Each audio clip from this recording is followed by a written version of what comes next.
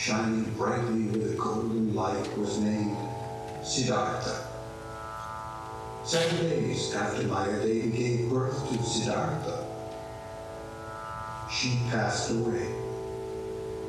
Then her younger sister, Mahaprajapati, became his foster mother and raised this precious baby with love and affection. When sage Asita arrived to see the king, he saw the precious, shining baby and he began to cry. Seeing the sage crying, the king was astonished and asked him, "What do you see in this prince? Is something wrong with him?" No, he answered. "This baby is very great. He will reach the highest realization for the sake of humanity, for all the world. He will set in motion the wheel of Dharma. But I'm very old. I don't have long to live. I am crying because I will miss this rare opportunity to hear his noble teachings." Prince Siddhartha grew up strong and healthy and was a very graceful and handsome boy. He was a good student and he studied all the things a prince has to know to rule a kingdom. But he would also often spend time under a shambu tree in a field, thinking and reflecting. One day, while Siddhartha was sitting under the tree, he saw a farmer working in the rice field. He also saw the ox laboring in the field, exhausted, dragging a heavy plow behind him and panting. As the plow dug up the soil, worms and insects crawled out. As they wriggled about, many tiny chirping birds descended.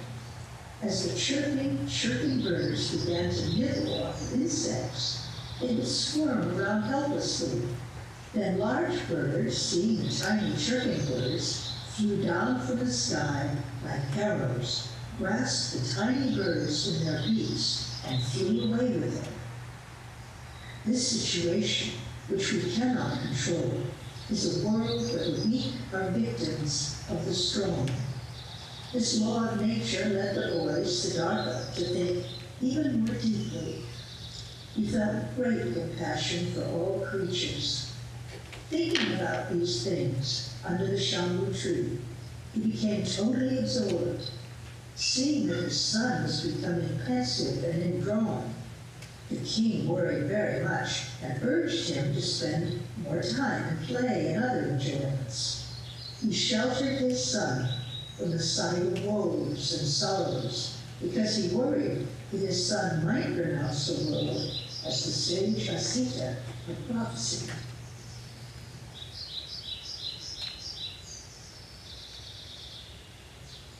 One day, the prince left the palace by the east gate. On the road, Prince Siddhartha saw an aged man, decrepit, bent over, leaning on a cane, tottering as he walked. He asked, "Who is that man?" His attendant answered, "That is an old man." "What is an old man?" the prince asked. The attendant replied, "The old man was once a youth, strong and full of energy, but gradually, year by year, his body became weak and stiff. That is an old man." The prince thought that this was very strange, and he asked, "Is he the only man whom we call old?" "No, old age will come to all of us, including you and me." This encounter with the old man made him very thoughtful. On another day, Siddhartha left by the south gate.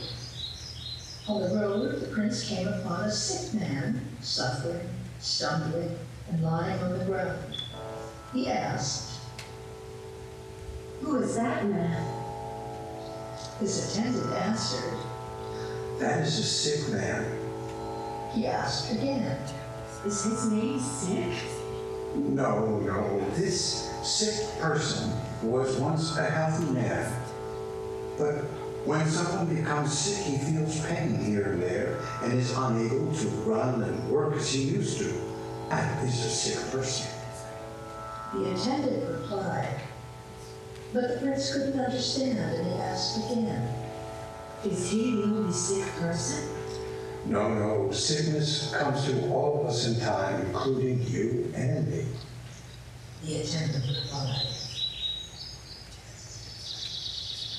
Prince Siddhartha returned to the palace and became even more pensive. Seeing this condition, his father, the king, was very worried, and again urged him to spend more time in enjoyment of the world. But the prince again left the palace, this time by the west gate. In the distance, the prince saw someone carrying an inert and lifeless body. The prince was surprised and asked, What is that? His attendant replied, That is a dead person. The prince was very much surprised, and again he asked, Is that the only dead person? No. The time of death will come to all of us. Hearing this, the prince was full of sorrow. Then the prince left by the north gate and came upon a shaven-headed man, dressed in the simplest of plain clothing and without any other possessions. But his face emanated serenity, contentment, and joy. Siddhartha asked his attendant again, Who is that man? His attendant replied. He is a monk. The prince asked, What is a monk? A monk is one who has renounced the ordinary pleasures of human life for the purpose of spiritual realization. These episodes made a deep impression on the young prince and made him wonder if there might be a way to go beyond the sufferings of life and attain supreme peace. But Siddha still had to pay attention to the many duties of a prince.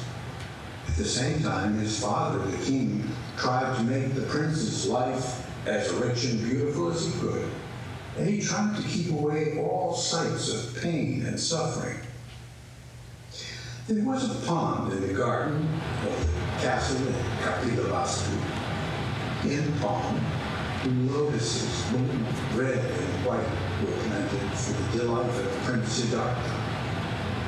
In Kashi, the highest quality clothing and a perfume of beautiful fragrance were made especially for him. Morning and evening, in hot and cold weather, attendants protected the prince with an umbrella from dust and mist. The prince had 3 palaces, one for the summer, one for the winter, and one for the rainy season. In the palaces, he was surrounded by beautiful, vibrant playmates of his own age, and musicians played melodious music for his pleasure. The gentle and handsome prince was highly educated, but also excelled in sports. In time, he married Princess Yashodhara, and she lived with him happily in the palaces. But even though he was always with the beautiful princess and many lovely women, his mind could not be absorbed in the pleasure of it.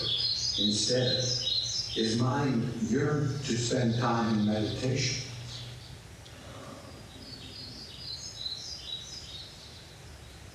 Even though Prince Siddhartha had everything to please him, nothing could satisfy him.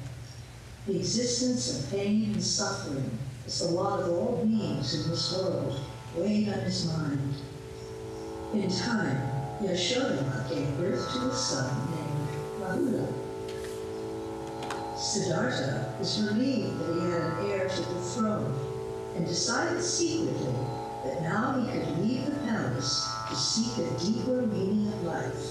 He was 29 years old at that time.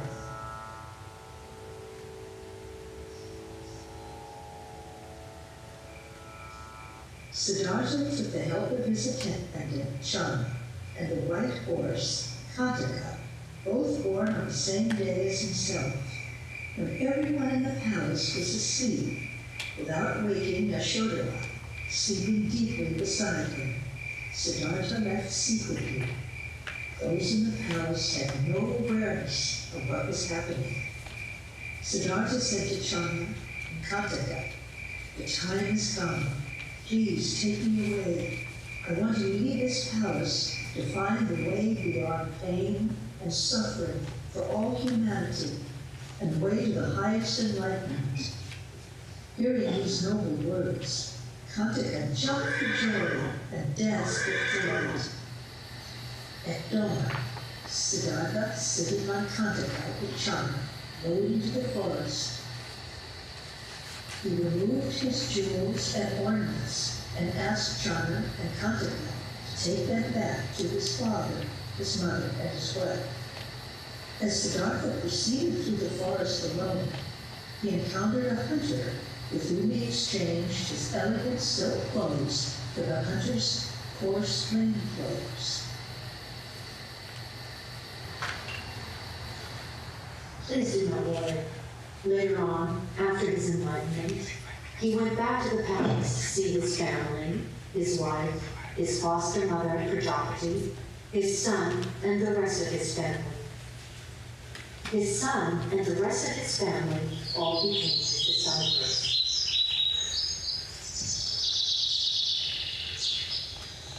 Siddhartha, now plainly clothed, went under a tree, shaved his head as a sign of renunciation, and threw his hair to the sky.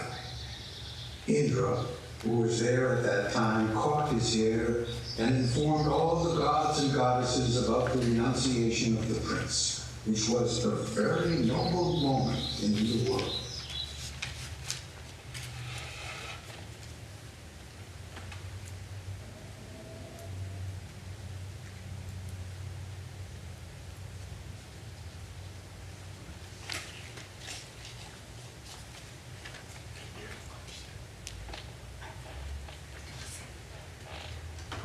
The gods and goddesses gathered to celebrate this great moment, and Prince Siddhartha became a monk known as Gautama Buddha, or Shakyamuni. He went to Rajgir, the capital city of the biggest kingdom of the time, Magadha, in India. It was rare to see a monk so beautiful, noble, and pure. As Gautama went begging, King Bimbisara saw him and asked his attendant to follow Gautama to find out about him. After begging for food, Gautama went to Mount Pandava, where a large group of monks were gathering. Hearing about all this from his attendant, the king then went to the place where Gautama was sitting like a lion in a cave. He sat down there, saluted the monk, and said, "You are so beautiful, shining, and noble. You look like the right person to rule as a king over all the world. I want to offer you all my property and my army with its large troop of elephants." Gautama said, "O king, there is the kingdom of the Shakya clan and the snow mountains, which I renounce. I do not seek to follow any desire, as I have found that every desire has a limitation. I renounce the world because I think that there is surely a path leading all humanity beyond the sufferings of our lives, and I am determined to find it." So this young, noble monk, Gautama, traveled about India seeking to learn the way to absolute peace. He went to the sage Alara Kalama, who was an expert in meditation. His objective was to realize a state of non-possession. Nothing is mine. Gautama begged him for this teaching, and immediately he was able to understand it and know the truth about it. So now ご住職にパーリ語の貴重なお経を唱えていただきたいと思いますので、よろしくお願いします。ズームです。よろしくお願いします。ズーム to him. No need to temple that.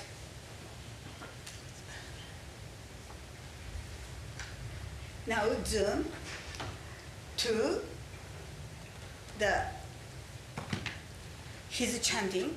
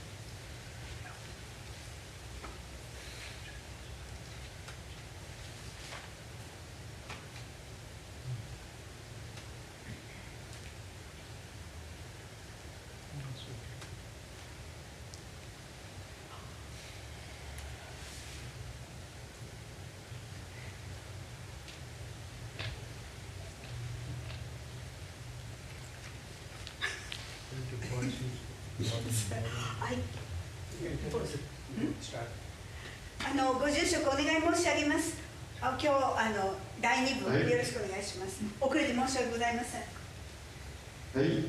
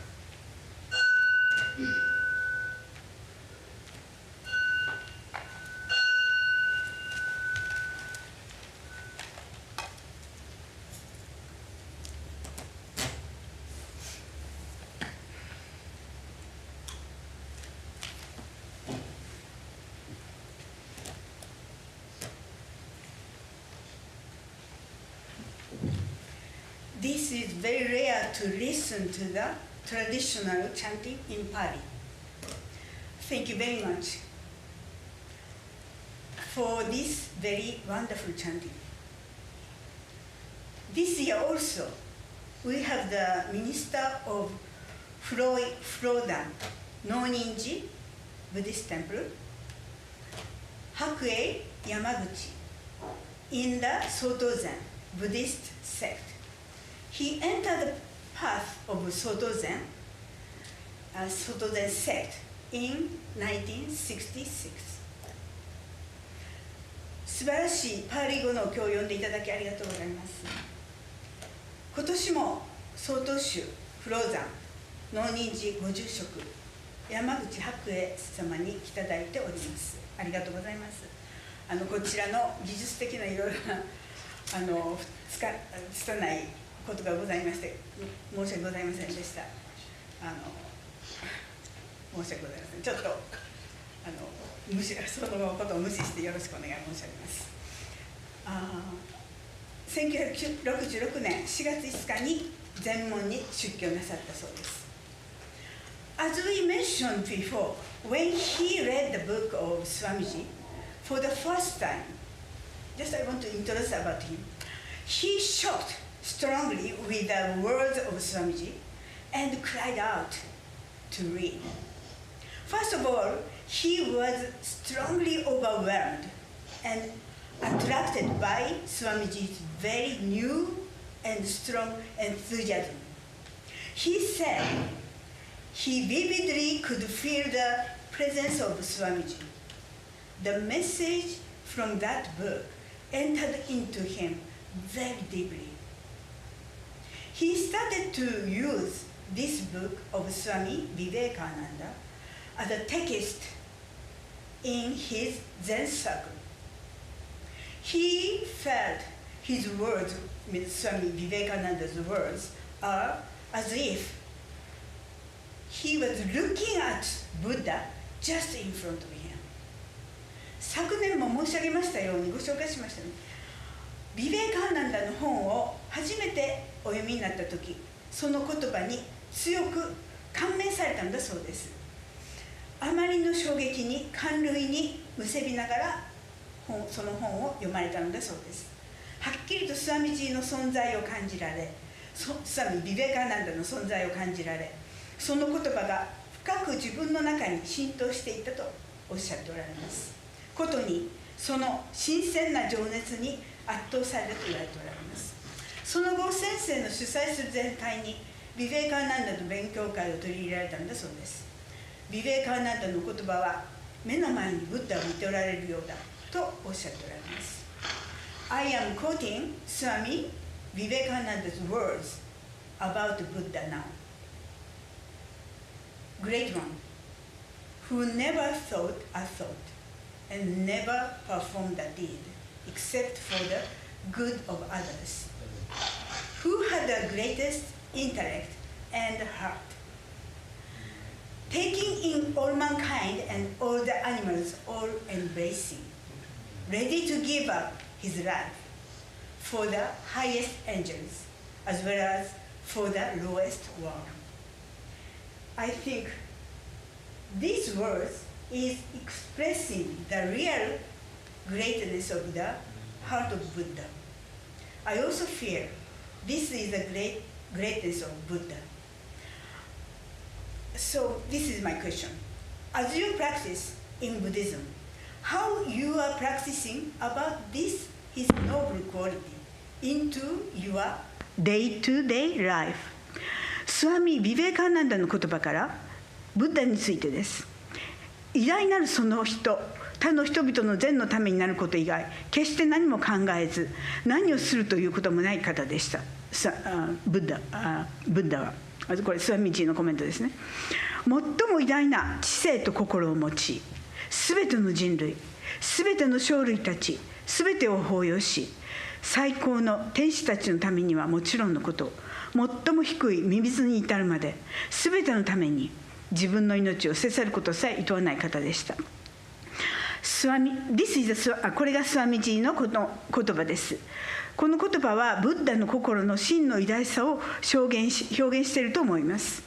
これがブッダの偉大さであると感じております。今これからの質問なんですが、仏教の実践の中でこのお釈迦様の崇高なご性格を日々の日常の生活の中でどのような形でどのように実践しておられますか。具体的にお教え願えますでしょうか。お願いします。はい、少し声が小さくて聞こえづらいんですが、voice is too small. I can't hear. 出ていただきましたブッダの生涯、 What he said. その最初に出てきた天上天下唯我独尊、ブッダが天と地を指さして天上天下唯我独尊とおっしゃいました。この中に全てが含まれていると思います。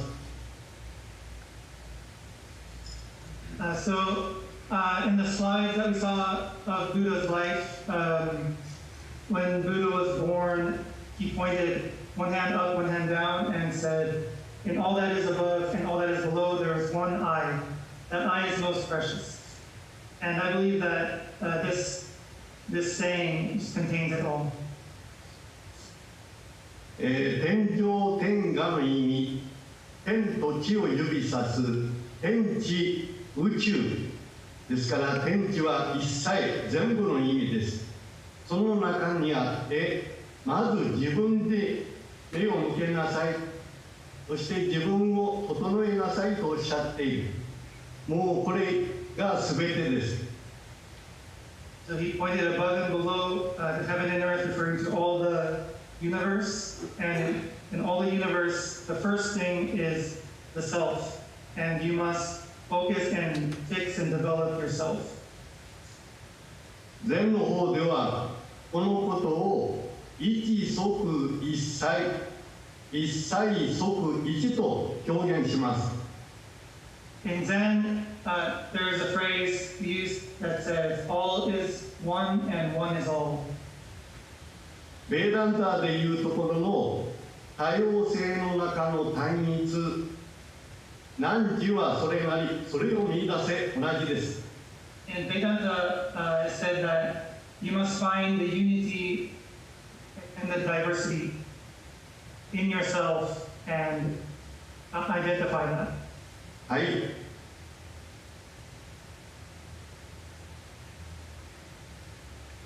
ありがとうございます。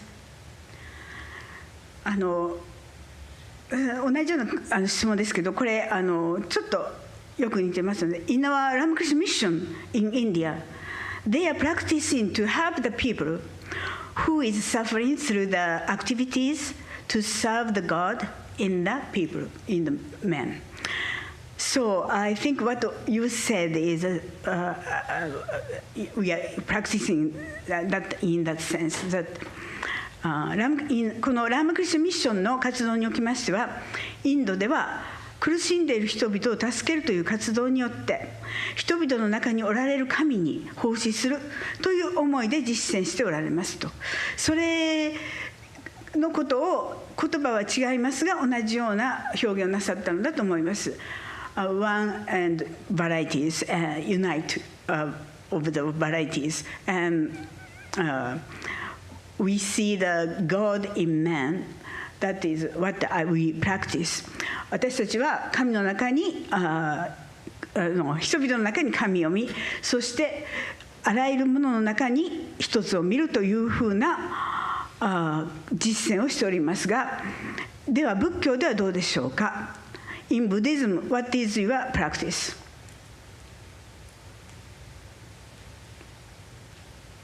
ビベカナンダの言葉に、私は改革を信じない、霊障の向上を信ずるとあります。これがブッダ釈尊が言われた唯我独尊、自分を整えなさい、そうすれば得難き自分を得ると、この表現だと思います。So Swamiji said that I don't believe in reform.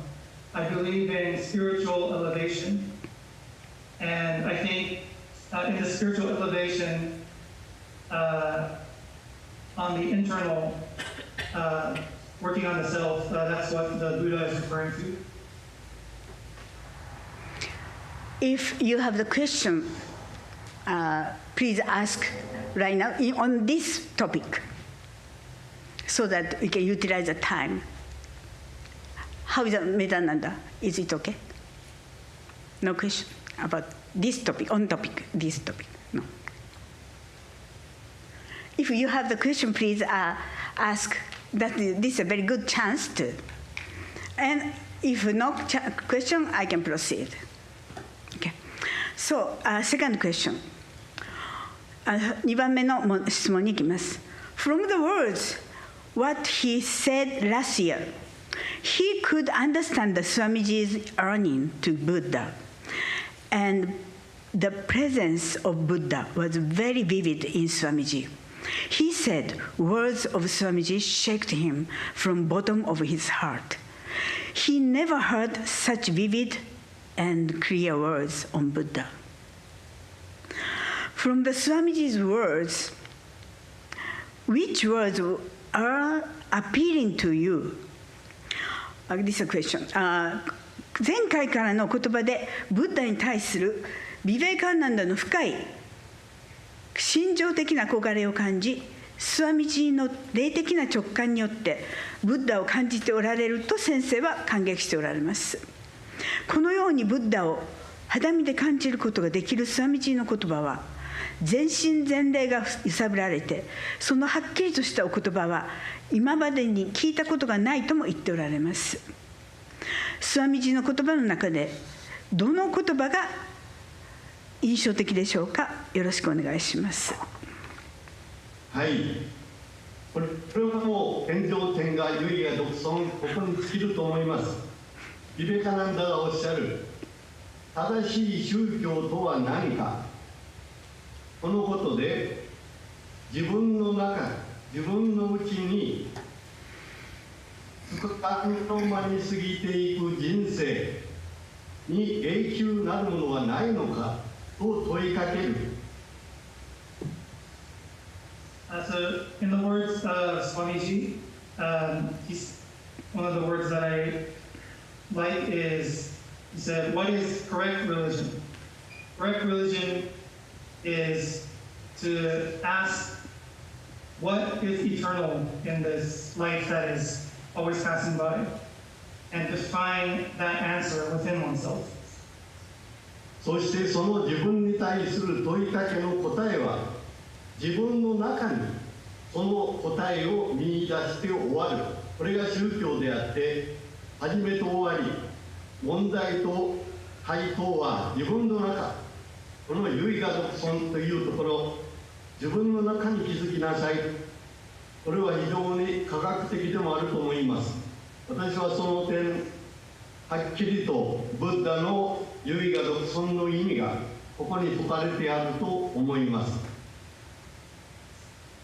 And the answer must be found in oneself, and that is the beginning and the end of religion. So ultimately, the answer is in the self, and I think this is also a very scientific approach, and I think this is what Buddha was referring to when he said that the self, the I, is most precious. 聞こえましたでしょうか。どうでしょうか。はい、はい、聞こえました。ありがとうございます。Do you hear me? Yes. What he said, what you said in English, what 先生がおっしゃったことは、天上天下唯我独尊が重要であるっておっしゃってますけれども、それが英語で、what he said in emphasis was 天上天下唯我独尊。It means above, I forget the words. What did he say? Above and below, only I. That is precious. Here, I can find that. What did he say? In all above, in below, there is only I. That I is most precious. That I, what is I? That is a question. And Buddhist commentator says I is our normal I, but actually they are commentating that real our self means in Hinduism we can say Brahman or Atman. So in that sense, what he said, and he's emphasizing again and again in Japanese actually, that Buddha said, in all above, in all below, there is only I. That I is most precious. That's what Buddha said. And he said again and again in Japanese. That much I had the impression. So it means he wants to convey that message in Buddhism. That's what he said. 今ちょっとコメント私で生意気ですが言わせていただきました。ちょっと足らないところがあったと感じましたので、それではもうそこに尽きるということですね。天上天下唯我独尊、それに尽きるということですか。はい。いや、he said。自分のその答えを見出したとき、一切と自分と一切、これが一つになります。これが正しい答えで、これがベーダンタでいう本願一如に通じます。同じ答えです。So when the answer is found of what is this I, then one learns that the self and the all, the universe, is one, and these things become one, and that is the correct answer, and that connects to the teaching that the Atman and the Brahman are one as well. My comment, I'm sorry, but I want to say one comment. Issai, last time also same question happened. Issai means everything, including everything. Issai, it means really everything is only one, what he said. And one is really everything. So that is a real point, what he said. どうもありがとうございます。そしたら3番へ行きます。3番のクエスチョンにお願いします。I am quoting again Swamiji's words. Now, we Hindus all believe that there is something permanent in man which is unchangeable and which is living through all eternity. And that in man we call Atman, which is without beginning and without end. And we believe that there is something permanent in nature, and that we call Brahman, which is also without beginning and without end. Buddha denied both of these. He said, this is Swamiji's quote, there is no proof of anything permanent, what Buddha said. It is all mere mass of change. スワミ・ビベーカーナンダの言葉から、さて、我々ヒンズー教は皆、人の中に何か永遠なるものがあると信じている。それは変わることがなく、すべて永遠性を通して生きている。それは人の中にあり、私たちはアートマンと呼び、それは始めもなければ終わりもないものである。私たちはこの大自然の中にも何か永遠のものがあり、それを我々ブランマンと呼び、それも始めもなければ終わりもない。ブッダはこの両方を否定し、そこに何か永遠であるという証拠は何もないと言われた。さて、変化の単なるすべてがごめんなさい、すべて変化の単なる塊であると。From this point of view, I feel contradicting each other. How you are practicing. In my understanding, they use actually the Buddha nature in the Buddhism. Is there something permanent in us in Buddhism? この点におきまして2つが相入れない点があると思いますが、どのように実践しておられますでしょうか。私の理解ではそれに似たことが仏教では仏性という言葉で使われていると思います。それは私たちの中にある永遠のものというふうに捉えてもよろしいでしょうか。よろしくお願いします。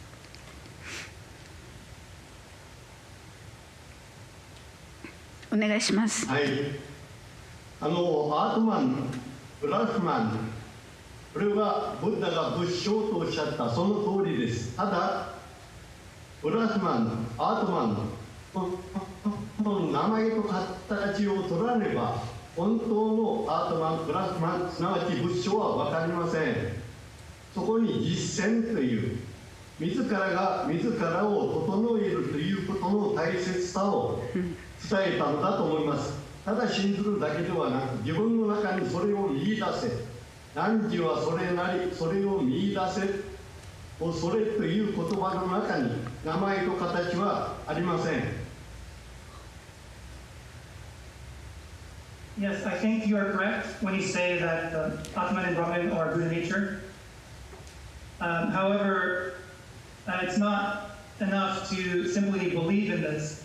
These are truths that have to be realized through practice and correcting your life.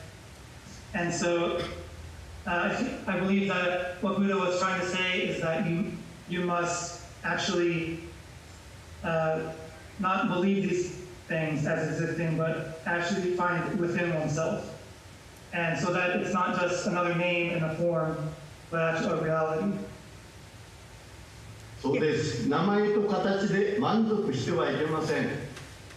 自らの中にそれを見出したとき、本当に歓喜を持って高悦という喜びを持って気づくことができます。それまでは名前と形を追いかけて他と争うことになります。So it's not enough to simply have the name and the form and to be satisfied with that. In order to truly realize these things with joy, one must discover these things in oneself. And until that is realized, people will always be only chasing after these names. はい。ありがとうございます。すごく深いお言葉で、We are actually following the name, what Sensei said, name and form. We are using that words, and we are doing that on the surface. But what he said was, we have to deep into the practice. What he said, it means just normally we are following or running after the words only, our name and those words. But what he said, but actually real message was how to practice into your inner self, core self. That is more important to what he said. That is my understanding. What more very important I felt in the other practice. Very good point means I also including myself. I analyze. I use the words, whatever terminology, Brahman or Atman, but really we can't understand. So, but he said no. But more important is to live in that. What he said. ちょっと余分の私の印象を入れさせていただきました。理解したお言葉を理解した印象をちょっとお伝えさせていただきました。Now, もう一つよく似てますが、I want to have some question. Similar, I'm sorry, but from Swamiji's words, quote, others may seek God, others may seek truth, for themselves. He did not even care to know truth for himself. He sought truth because people were in misery. How to help them? That was his only concern. Throughout his life, he never had a thought for himself. スワミ・ビベカーナンダの言葉から、ある人々は神を求め、他の人は自分自身のために真理を求めます。ブッダは自分のために真理を知ろうなどとは思いもしなかったのです。ブッダは真理を求めはしたのですが、それは人々が苦しんでいたからです。どのように彼らを助けられるか、それだけがブッダの思いでした。一生涯を通して一かけらも自分のためには思うことがなかったのです。This is my understanding the heart of Bodhisattva, which is a basic concept of Mahamaya Buddhism. How do you think? これは菩薩の心であり、大乗仏教の基本的な思いと理解して私はおります。いかがでしょうか。この求道心が菩薩心として大乗仏教の根底にあると私は常に思っているのですが、どのように見解をお持ちでしょうか。お願い申し上げます。はい、私はビベカナンダこそ大乗仏教でいう大菩薩だと思います。自分の救済は望まず、一切の救済を願う、そして行動する、これがビベカナンダの全てだと思います。大菩薩です。So I believe that Swami Vivekananda is truly a great bodhisattva, as we talk about in Mahayana Buddhism. He really acted for the best of everybody, for the salvation of all beings, and that's from there was his motivation for his actions. はい。ありがとうございます。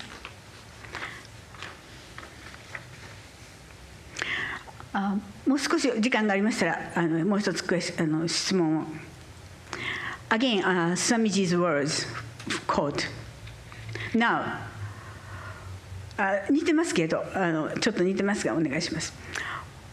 We find that searching through the mind, we at last come to that oneness, that universal one, the internal soul of everything, the essence and reality of everything, the ever free, the ever blissful, the ever existing. Through material science, we come to the same oneness. Science today is telling us that all things are but the manifestation of one energy, which is the sum total of everything. スワミ・ビベカーナンダの言葉から、さて、心を通して求めていき、ついにその一体性に普遍的なもの、あらゆるものの内なる魂に、あらゆるもののエッセンス、真理にたどり着いていることを見出している。それは永遠に自由であり、永遠に至福に満ちており、永遠の存在である。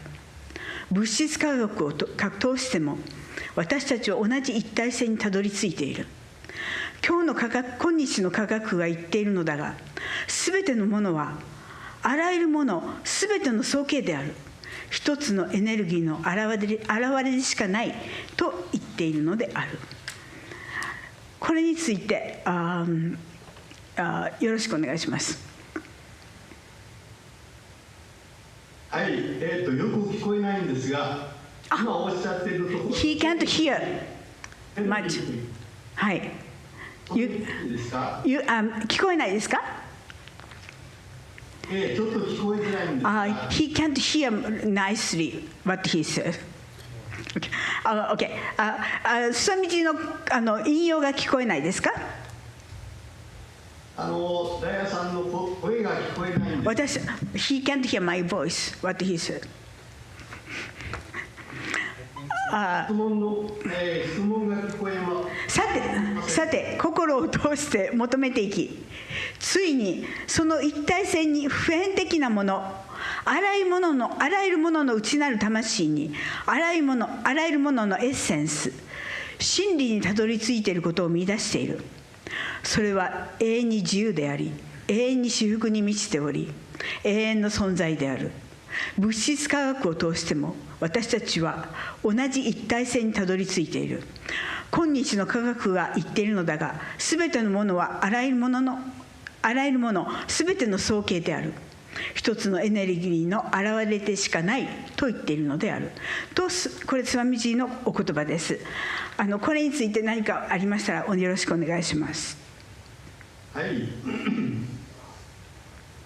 私の好きなビベカナンダの言葉の一つに、あるとない、それが両方ともない世界がある、これを科学的にマイナスとプラスで置くならば、マイナスプラスイコールゼロ、矛盾の統一というところにそれを感じます。私自身、この力学運動の方においてしっかりそれを証明することができます。これがブッダ釈尊の天と地を指さして天地合一、天地が一つになった時、自らが純粋なる知性、すなわちアートマン、その響きが出てきます。歓喜とともに、喜びとともに出てきます。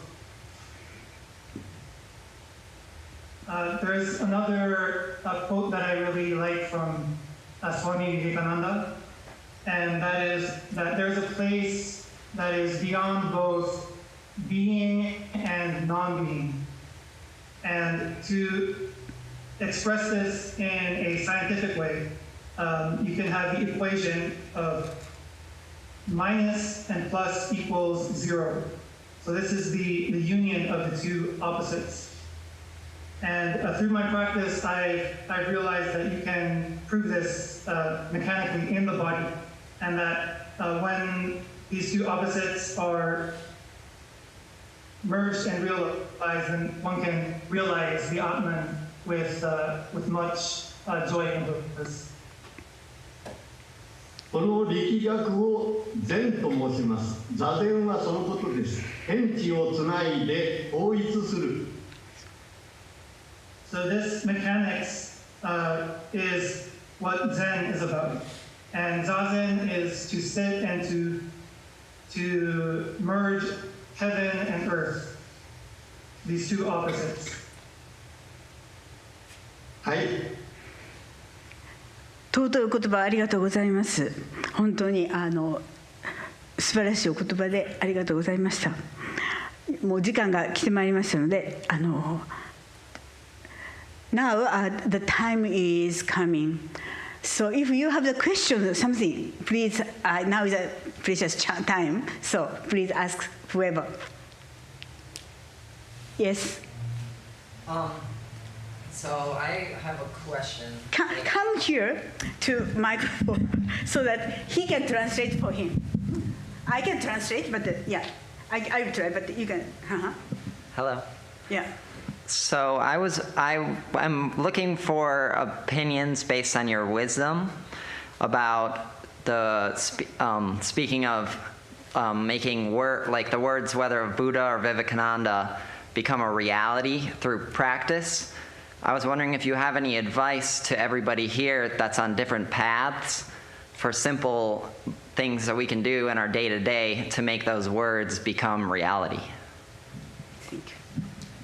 言葉が現実とちょっと違うと、ブッダが言っていることとビベカナンダが言っていることをおっしゃいましたけど、この言葉を自分たちの生活の中で現実のものをするということに対してご見アドバイスが、はい、皆さんいろんな道をたどっている方があります。言葉、この教えは大事です。でもそれは入り口です。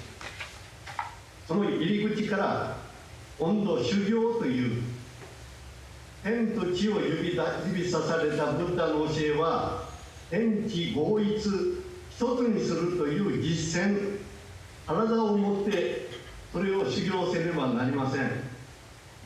Says the teachings are important, but the teachings are only the gateway, the beginning.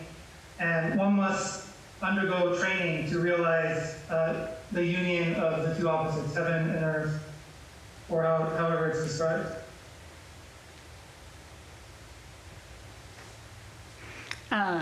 Heaven and earth is a different in English, I think. But he said ten and chi means more ground, and ten means like a rock above, something like that. No, not the sky, no, above, something like that. And what he said was unite with above and ground. Means you have to walk on the ground. That's my understanding, my feeling like that to get. So, どうもありがとうございました。今日は貴重なお時間をかけていただきまして。Now, ありがとうございました。Now we invite you all to offer flowers and herb tea, amacha, to the Lord Buddha. In Japan, on the 8th of April, the baby Buddha with amacha tea, amacha and herb tea, very natural sweet. Today, it's very sweet, but actually this is no sugar at all, which has a significance of nectar. So, because they found very naturally sweet without sugar, so they used as a nectar. So always we bathe the Buddha with this tea, very specialty. So we may be able to carry. これから献花と甘茶かけをいたします。日本では4月8日がお花祭りと言われておりますが、この甘茶は甘露の象徴であるものであり、ご生誕物にかけてお祝いいたします。We may be able to carry on the Buddha's love and compassion in our heart, and let's try to contemplate what we learned here today. Thank you very much. And now, just a moment, I want to ask Maharaj, Swami, Revered Swami, Sarvadevanandaji Maharaj, to give us a little bit talk. Just from me, ブッダの慈悲とその愛を私たちの心に留め、本日学びましたことを実践していきましょう。ゴータマ・ブッダのご恩寵が私たち皆にもたらされますように。May Gautama Buddha's blessings come to all of us. では、then, please, Maharaj.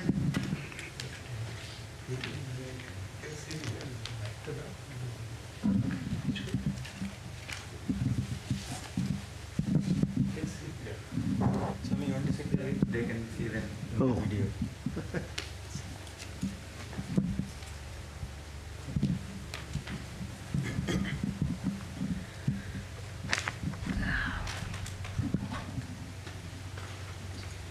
So you have enjoyed so long.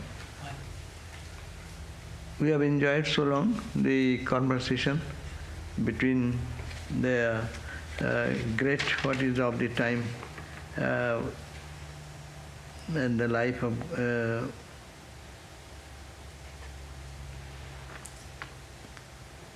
Hakuei, Yamaguchi, and his wisdom. How we blending the Vedanta and Buddhism. So we are celebrating today Buddha's birth. This is a very thrice blessed day. This is the day of his birth, the day of his illumination, and day of his departure from this earth. So it is a very auspicious day to think about Buddha and the Buddha nature. And Buddha nature is all in all of us, and how to manifest it. Language is only the making confusion, but practice if we go, it is the same. As we heard just now, the heaven and the earth, they are actually all this merge, plus minus zero, as we heard just now. That means this apparent universe vanishes from the experience, and that eternal, whatever, Buddhism may not say the language, but Vedanta says it's eternal, but that is the blissful state which we want to attain. So we crave the blessings of Bhagavan Buddha, so that it showers upon all of us, so that we can reach the point of illumination in our life with our efforts. But we should be sincere to know whatever thought we carry. The basic principle is the same. Everything is changing in the world, everything is unreal.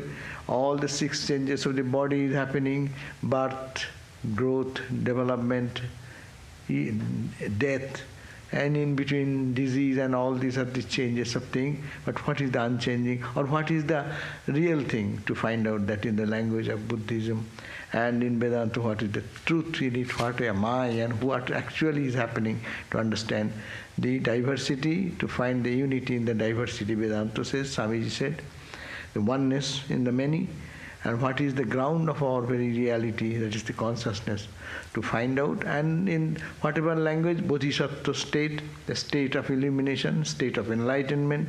And what is that enlightenment? Only one can understand who have practiced and experienced. So with this grand principle of life, to reach this goal, we should all struggle hard, and we pray to Buddha to bless us with this insight and intense desire to know the truth and find the real nature of the world and who I, real I. Thank you, Jai Ma. And thank you for participating, and maybe many may be online stream and watching it. So thank you all. And thanks to Dayaprana, she has worked so hard. Everything with his small team, she can manage to do such big, it takes how much energy you can understand. And the 2 people are all running right and left for technological connection and things.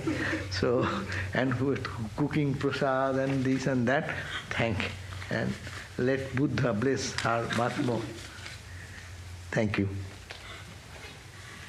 Thank you very much for your attending, and I feel very sorry.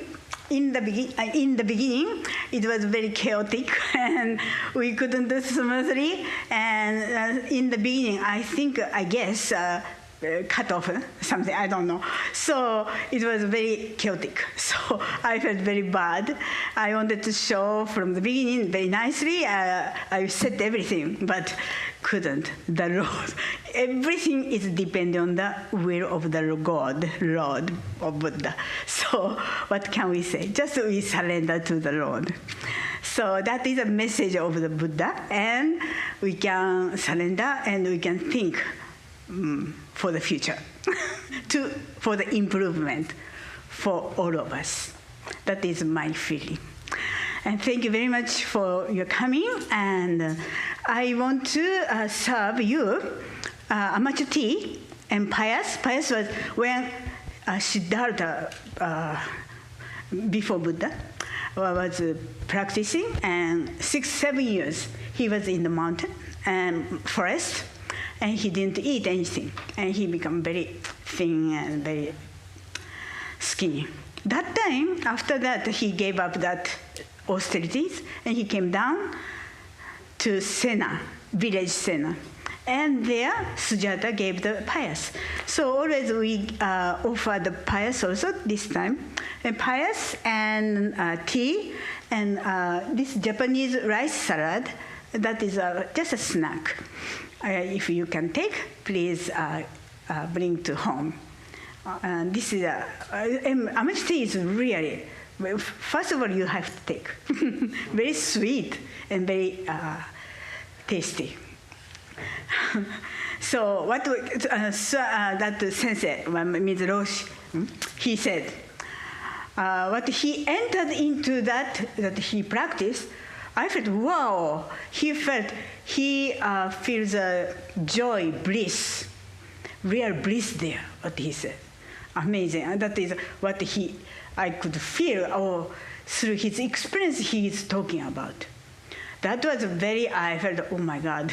So that was very special. So that we can feel at least I can feel the bliss, but I can feel the sweetness of the amateur tea today with you all. So please obey the Buddha now.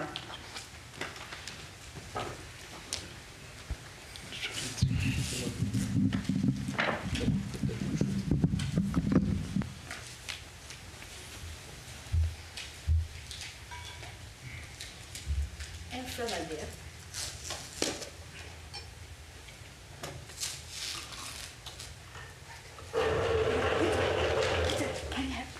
Be careful.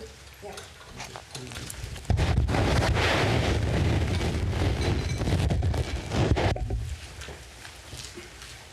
Give it to everyone.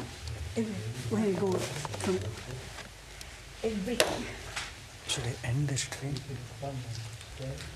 Should I end the live stream? Yeah. I do the same. Yeah. And give it to everything. This. Yeah.